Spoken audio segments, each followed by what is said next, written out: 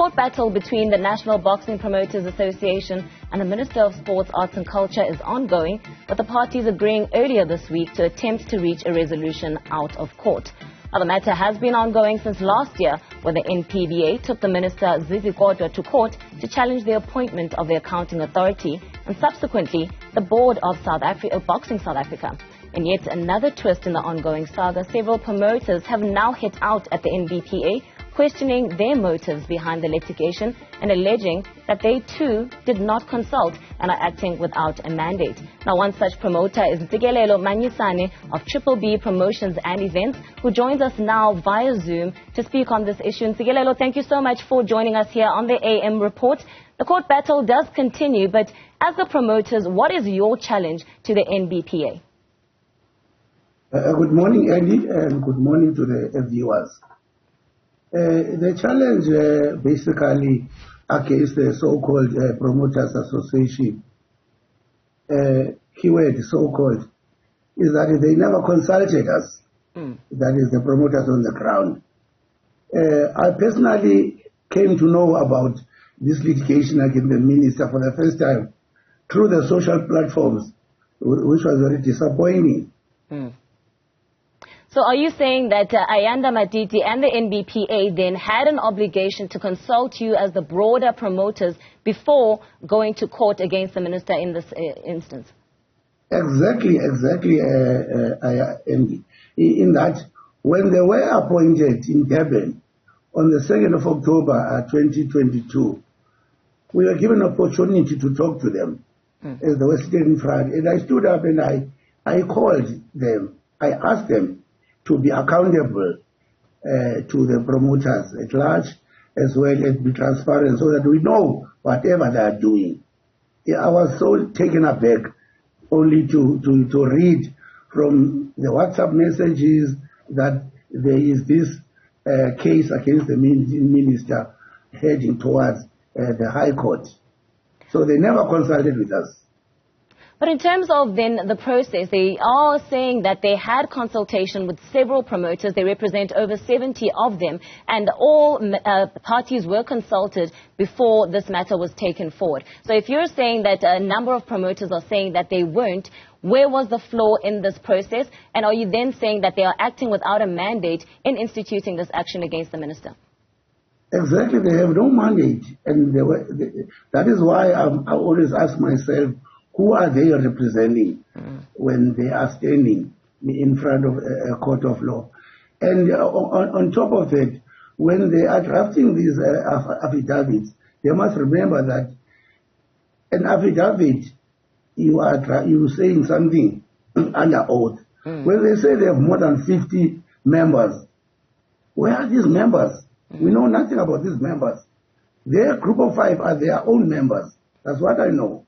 So you're talking about a group of 5 then, and I want us to perhaps put a distinction between the two matters, because there's part A, which was the initial action, questioning the appointment of the accounting authority, which has since been appointed, and part B, which is now before the court, which is the appointment of the board that they were seeking to interdict. And this is where now the consultation should have taken place. You are referring to 5 parties in particular. So are you now saying that they are on a crusade of their own, or what would you say then is the motive behind the NBPA instituting this action? Sorry, I missed that. What would you say is the motive then behind these 5 individuals that you are speaking about, saying that they are representing the broader interest of promoters and instituting this action against the Minister of Sport? Surely there's something that they're hiding. In fact, what needs to be known by the Republic is that in a meeting that we held, after the minister invited us to send the nominations, that was in July 2020, that was in July already. They said we must appoint the old board for continuity. Then when I questioned that, what do you mean by continuity? One of them said this old board was very helpful in Eastern Cape. And I said, no, this is not about Eastern Cape. That is where this mini fight started.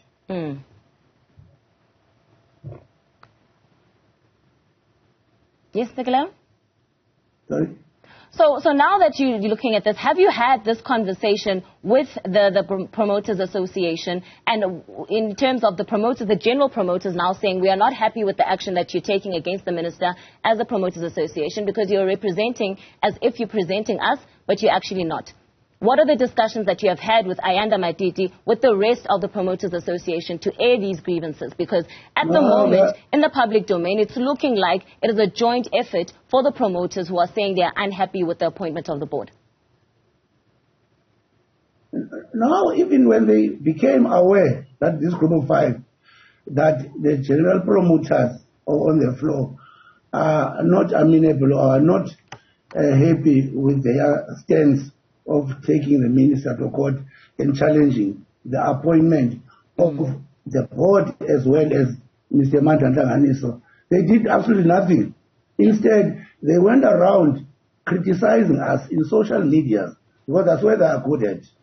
Even in their press conference, they were so ridiculous, the things that they were saying there. They had nothing to do with the main problem. So let's look at what has happened previously. We are seeing this action now being instituted to stop the appointment of the board because there was no consultation. In previous instances, there was no real consultation when the boards were being appointed. So why is it that this is now such a contentious issue this time around, and the minister is now being called to court to say that you need to consult with the boxing promoters? Yeah, that is a very good question, Andy. When the minister he informed us that he was going to appoint, before he pronounced the members of this new board, they were silent. But when the names came up, which I believe those were not the names that they were anticipating, it's only then they started taking action against the minister. And now, the act is clear that the minister must consult with the stakeholders. In fact, it says the minister must appoint after consulting. Correct. Now, there is no one who has the right to give different definitions of the word consult. It is there in the act. Now, I hear one of them saying meaningful consultation. I don't know why is that in section 9 subsection 2 of the Boxing Act. In fact, also in section 28 of the same act, there is nothing about meaningful consultation. And to me, when the minister invites us to submit names of the people who we want to be considered, I take that as consultation. So, Mr. Manyisane, I just don't know what they want. Yeah, I don't want us to dart around the point, because you've now put out a statement here. Are you saying that they are now, in the country, or rather fighting the appointment of the individuals in the board, and perhaps had wanted different people to be a part of that board? Yes, because there is a lot of dust under the carpet. And I am so sure that this new board will lift that carpet and the dust will come out. That is their main fear. I have no better ways to put this. So you're saying then that they want to have a board in place that will not question them on some of the irregularities. What are some of the issues that you anticipate would come out should this board then be ratified and be allowed to continue with their investigations or their job and the mandate that the minister has given to them? Basically, some of them, the group of five, they are not in good standing with the BSA. I don't want to go further than that. And this new board clearly will take the linen to where it belongs.